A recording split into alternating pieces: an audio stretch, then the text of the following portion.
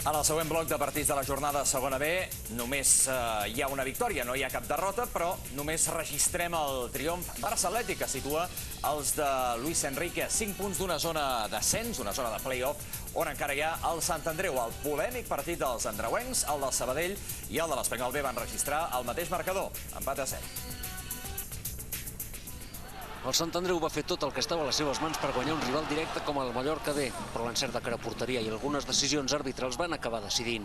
Les dues jugades per la polèmica van arribar a la segona part. Manolo Lanzarote va enviar aquesta pilota per sobre el porter.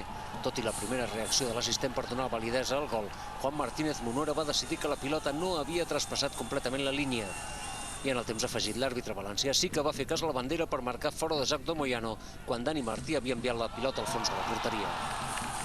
Hem tingut un parell a la primera part, la segona hem tingut un gol fantasma i un gol anul·lat, que no sé per la tele com s'haurà vist, però bueno, crec que hem fet més mèrit que ells per guanyar el partit.